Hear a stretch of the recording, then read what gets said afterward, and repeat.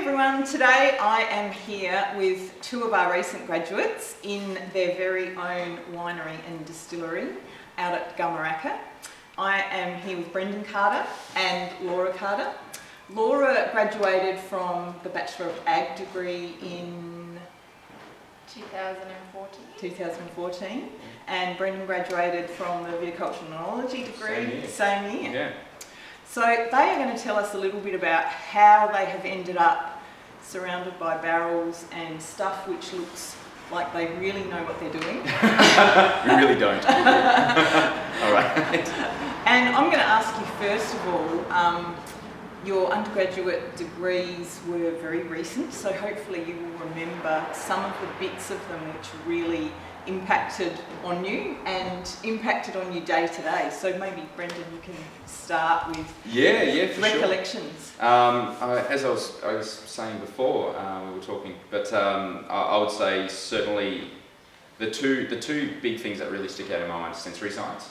That led us down not exactly a garden path, but led us down a complete path that probably landed us here.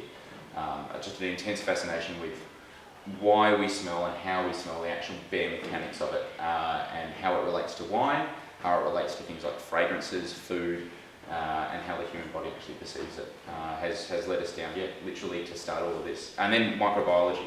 Right. Once we literally understand that the whole process of fermentation and where winemakers actually stand in that, we're literally just shepherds to how microbes actually work. We merely encourage them or kind of prod them in the right direction, but they actually do all of the work.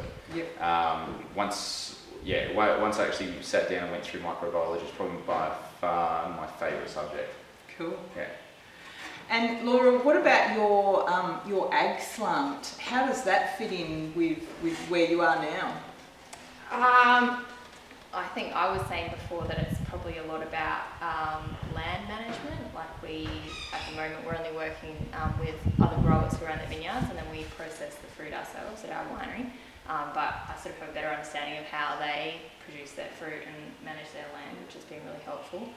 And then probably one of the courses that was really important for us was agribusiness, because there wasn't a lot of business in the degree, but it was so valuable. Obviously, when you go out on your own, these are things that only experience can teach you, and there was a lot of, I guess, grounding and practices in that, which have just been awesome.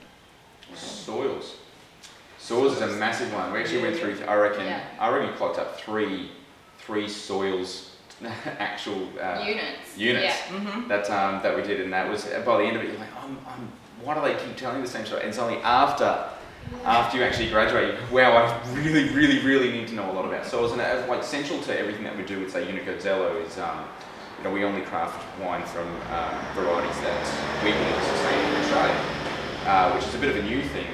Looking at varieties like Fiano, Nerodavola, and Nebbiolo, in terms of how their demand on water resources, cool. And then tie that into land management. Yep. Making sure that by definition sustainability is quite simply doing what we're doing for the longest amount of possible time. Yep. So land management is absolutely key. To everything we do. Yep. And even when we travelled, I think the soil bit was really quite interesting that we had a background in that, because so much of their winemaking and viticulture is based on their soils. Over in Europe we went to Italy and France, and coming back here, kind of recognising, what we have here is equally as amazing. It's just different. It's just highly unique, and that's it. That's one thing that we've done traditionally in the past. Is, say, for example, we try and make French wine in Australia. Yep. And we always try and make maybe Italian wine in Australia. And I guess one of the big motivators for everything here was to try and make a focus on what makes us unique. Yep. We don't have these wonderful fertile soils that, say, Europe does. Courtesy of no second sedimentary material. There's another soil in the way. But and we have just really, really, really old fractured soils. Yep. And we're a little bit apologetic for that, but we shouldn't be. It's just highly unique. Yeah, that's the way it is. Yeah. And when you actually go and see, sit down with guys like Cam, who introduced me to the Science is Cool shirt, or let's stand back, I'm about to try science shirt, in soils. You can see how passionate, and he's not even from Australia. He's intensely passionate about soils here. You can start to understand that after putting a lot of that knowledge in practice, post-degree, most definitely. And I imagine bits of animal and plant biochem kind of filter through your understanding, maybe not in a specific way about, wow, I really enjoyed that glycolysis pathway. So the citric acid cycle? Honestly, I've probably not employed that specific detail in literally everything we've done, but what is most importantly highlighted by that subject is you've got the basic building blocks of life. Yes. You grab chemistry, you grab microbiology, you grab physics, and then you kind of meld them together and see how the interactions affect each other. And when you actually take that, of course, out to a venue to apply it on a macro scale, or where that we come back to the same things: land management, water use affects the produce that we're trying to make. Yeah. Essentially, it's going to be winemaking is quite simply an expression of land in a glass. That's right. That's ultimately the goal. And any way that we can avoid nullifying that effect is going to make our produce so much better. On a worldwide scale, we can take that around to the world and say, this is what we do in Australia. What do you think of it? Yep. And selling unique Australia to the rest of the world instead of mini France. Yeah, or try to be France. Yeah, exactly right. Exactly. So tell me what you do on a day-to-day basis here now. It's going to sound nuts. It's just like 16-hour days, 7 days a we week. get up pretty early, and then there's quite a bit of admin that goes along with having your own business, which is just all part of it, and then probably then we run a normal day from about 9 till 5 doing Zelo work essentially. Yep. We have visitors all the time.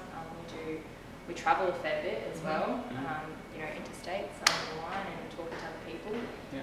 We might this time of year going into vintage. We're probably out to the vineyard. So the day of a winemaker was one of the most appealing things for why I was studying law originally, and the idea of just hitting an office to sort out somebody else's problems. And all respect to lawyers, I really need them because I have a lot of problems.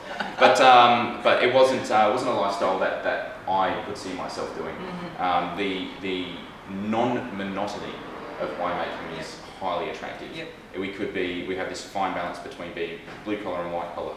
We're throwing barrels around like Donkey Kong, and then we're donning a suit and tie to go down to a trade event in the city or just enjoy ourselves. We have this really fine balance between agriculture and city life. So the seasonality, I imagine, is also one of those nice things.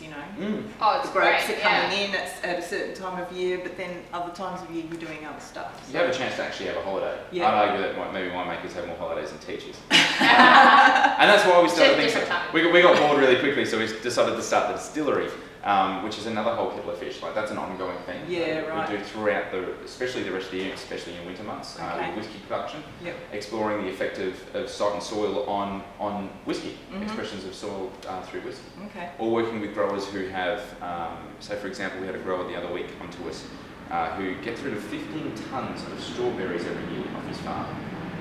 Berry suppliers won't purchase it. We can actually turn that into strawberry OB. We could turn it into a vodka type product. We could then wholesale that onto automotive industries, cleaning industries, or the primary ones, of course, beverage industry. He doesn't necessarily need to throw it on his ground and potentially ruin, soil structure because of it. It's that sort of stuff that it's underexplored in Australia. We haven't done it before. Really. So it sounds like it is a very cool lifestyle that you're leading at the moment, and it's good. We're pretty happy. It's fun. It's a lot of fun. A lot of challenges, but a lot of puzzles to fix every single day. Well, we will keep our eye on the market for your wines and spirits as well. So thank you so much for talking to me today. Thanks so much. I'm going to let you get back to crushing some grapes. Yeah. Big day.